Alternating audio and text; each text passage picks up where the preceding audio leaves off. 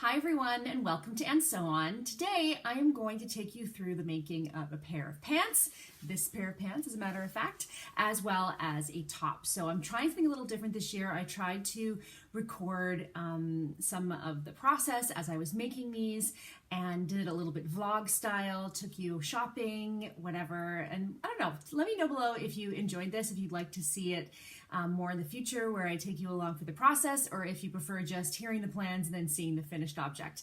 It's, I'm open to doing both. I'm just curious to see what you think. So have a look at the process and then I will see you afterwards.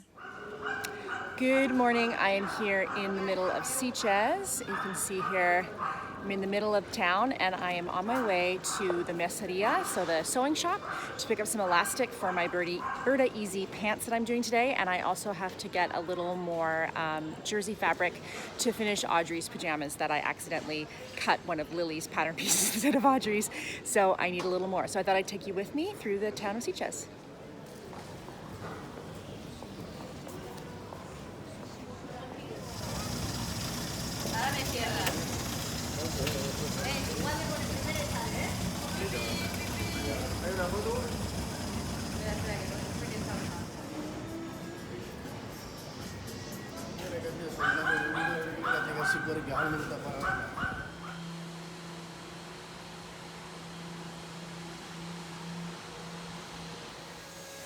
And this is the one that I need right here. These are all really great.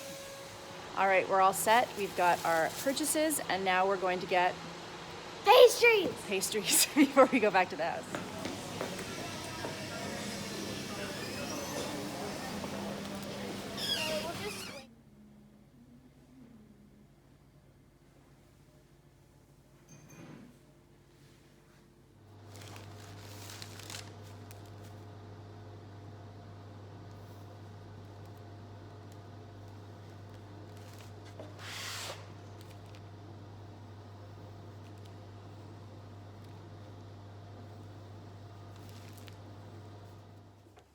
Okay, that was yesterday, and this morning I cut out all of my pattern pieces for this cargo version of the Burda Easy Pants. And actually you can download this pattern online.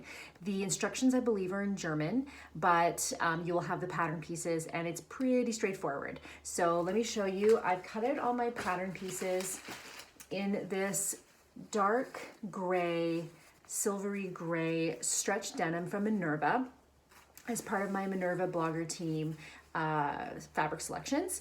And I'm really looking forward to this because I need a new pair of pants that aren't just jeans. Now this is stretch denim, but not jeans. So I'm gonna get started on this. Okay, so last night I got a good way into constructing the pants, and I'm even finished the pockets. I know you can't see much here, but you'll understand why in a minute. I even did a top stitching down the sides, and then I tried them on and they are like clown pants. They are way too big. But I don't, because I've done so much, like I've done the pockets already as well as the on-seam pockets. So what I've decided to do is I'm going to take apart the crotch seam, take apart the inseam, and then I'm going to take the pattern and I'm going to downsize the crotch and inseam by 2 pattern sizes. So basically by a 1/2 inch on either side, minimum. I might end up having to do more because they're enormous and I wanted them to fit.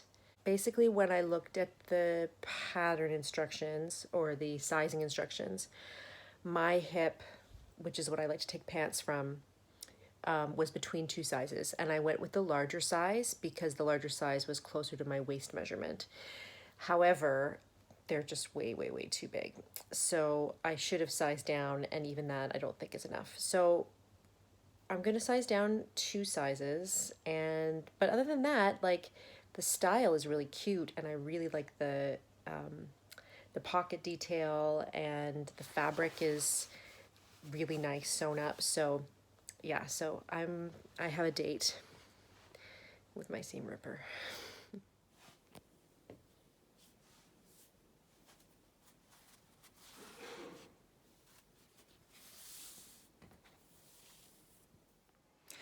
Okay, so I sewed them up again and I tried them on again and the fit is much better, but I literally took about that much off of 4 different seams. So now I'm going to put on the waistband and we'll adjust the waistband, then put on the waistband and then hopefully they'll fit.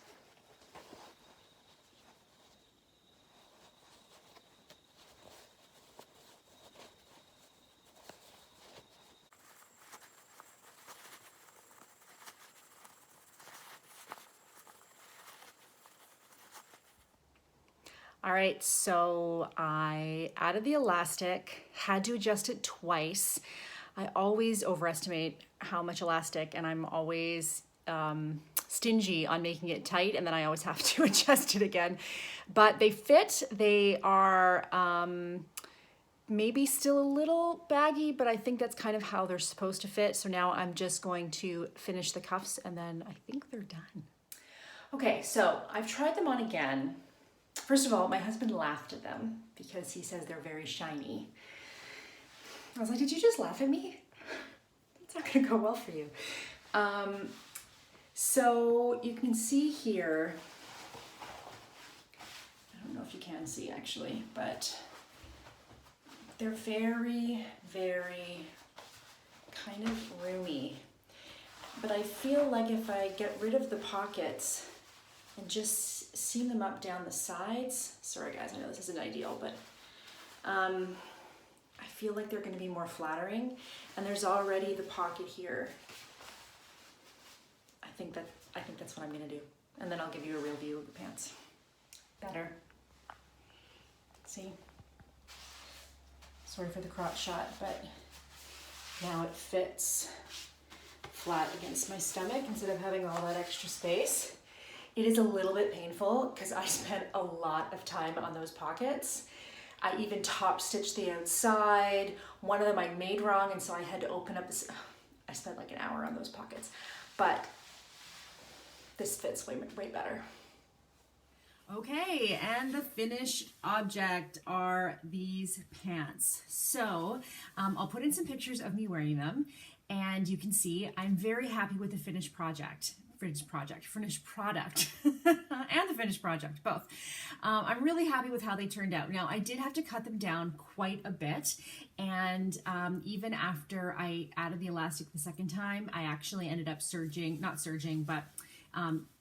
I ended up sewing up the sides and cutting them off even where the elastic is, which I know is not the nicest finish to have kind of this bulky thing on the inside, but I really wanted them to fit snugly. So a couple of details that I added is I added top stitching, like jean style top stitching down the side of the pants. And so here's what happened with the pockets. I don't think I mentioned it in the thing, but basically I was saying to myself, don't sew all the way around the pockets. You're not gonna be able to get into them if you just sew them all the way around. And then what I didn't do was remind myself to put them on the pants the right way, because this one I put in upside down and so the opening was at the bottom. And I had done all the top stitching. I top stitched around the pockets. I just did so much work and I thought, I don't need 2 pockets. 1 pocket is plenty, 1 functioning pocket. And so here is the functioning pocket. And yeah, there we go. And it's huge and it's great. You saw in the video that I did, let's see if I hold these the right way, that I did take out the inseam pockets.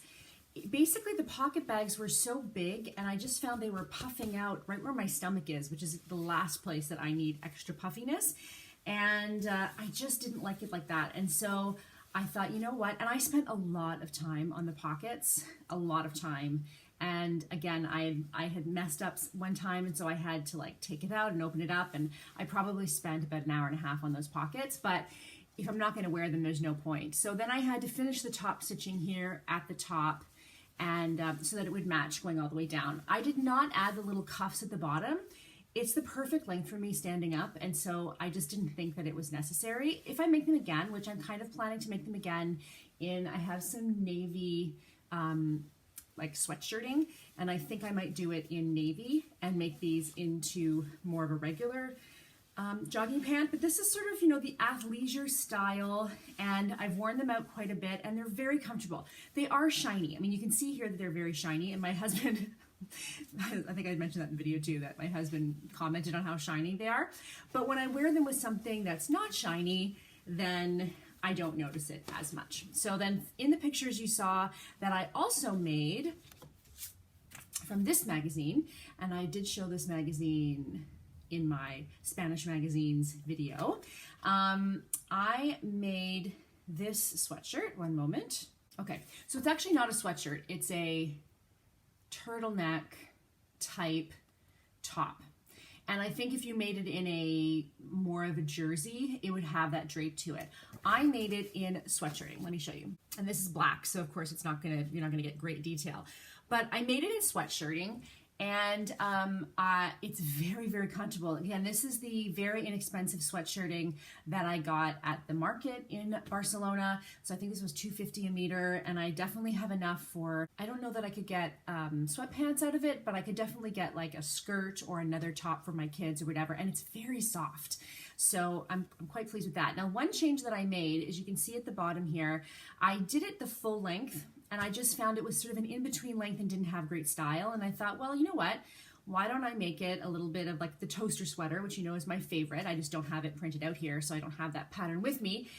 And so I cut off the bottom, well, double this. I cut off the bottom 5.5 inches. I measured on my stomach where I wanted it to hit, cut off that, folded it in half, narrowed this waist just a bit because it was sort of at the point where it was going to go out again, and so I just kind of kept it coming in, and then I just doubled it up and added it to the bottom. Really very simple. You can see it's just doubled, and that's all sewn together just like that. And I went all the way around, and then I just folded it down. I've run out of black thread, but I will top stitch this. It doesn't really need it, but I know it does kind of make it more flat when you do that. And now I've got the little turtleneck, and what I like about this is, again, the length hits my version of cropped, which is hitting right at the waistband, right sort of just below the belly button. I tend to wear this with a tank top underneath, because if I raise my arms, you definitely can see my stomach. Not that I have a problem with it, it's just cold. I mean, it's winter. Anyway, and other than that, it turned out great, and I'm really looking forward to trying out more of these magazine patterns. To that end, my next video is going to be some of the magazine patterns that I have, and psst, sewing machine.